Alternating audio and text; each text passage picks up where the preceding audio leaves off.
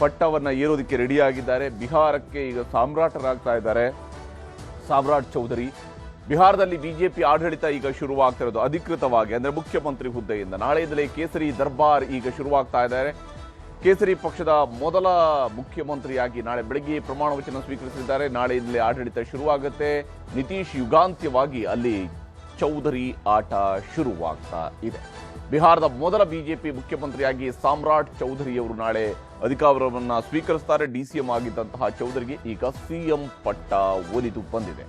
Jungle Raj ಬದಲಾಗಿ Bihar model ಸಂಕಲ್ಪವನ್ನ ಅವರು ತೊಟ್ಟಿದ್ದಾರೆ. Bihar model ಅನ್ನು ತರ್ತೀನಿ ಅಂತ ಹೇಳ್ತಾ ಇದ್ದಾರೆ.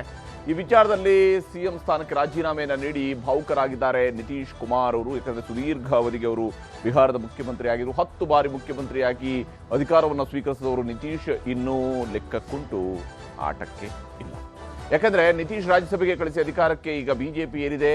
ವಿಶೇಷವಾಗಿ ಬಿಹಾರದಲ್ಲಿನೂ ನಿತೀಶ್ ಆಟ ಇಲ್ಲ. ಕೇಸರಿಯ ಕಾರುಬಾರು ಶುರುವಾಗ್ತಾ ಇದೆ. ವಯಸ್ಸಿನ ಕಾರಣದಿಂದಾಗಿ ನಿತೀಶ್ ರಾಜಕೀಯ ನೇಪಥ್ಯಕ್ಕೆ ಸರಿದಿದ್ದಾರೆ. ರಾಷ್ಟ್ರ ರಾಜಕಾರಣದಲ್ಲಿ ಮತ್ತೆ ಅಧಿಕಾರ ಅವರಿಗೆ ಸಿಗುತ್ತಾ ಅನ್ನುವಂತಹ ಕುತೂಹಲ ಇದ್ದೇ ಇದೆ. ಯಾಕಂದ್ರೆ ವಾಜಪೇಯಿ ಸರ್ಕಾರದಲ್ಲಿ ರೈಲ್ವೆ ಮಂತ್ರಿಯಾಗಿ ಕಾರ್ಯನಿರ್ವಹಣೆಯನ್ನು ಮಾಡಿದ್ರು ನಿತೀಶ್ ಕುಮಾರ್ ಅವರು. ಆಗಿನ್ನೂ ಕೂಡ ಯುವ ನಾಯಕನಾಗಿ ಬಹಳ ಪ್ರಭಾವಿ ನಾಯಕನಾಗಿದ್ದರು. ಕೇಂದ್ರ ಸರ್ಕಾರದ ಮಂತ್ರಿಯಾದ ನಂತರ ಬಿಹಾರದಲ್ಲಿ ಸುದೀರ್ಘ ಅವರಿಗೆ ಮುಖ್ಯಮಂತ್ರಿಯಾಗಿ ಅಧಿಕಾರವನ್ನು ನಡೆಸಿದ್ದಾರೆ. ಈಗ ಮತ್ತೆ ಬಿಹಾರದಿಂದ ದೆಹಲಿ ರಾಜಕಾರಣಕ್ಕೆ ನಿತೀಶ್ ವಾಪಸ್ ಆಗ್ತಾ ಇದ್ದಾರೆ.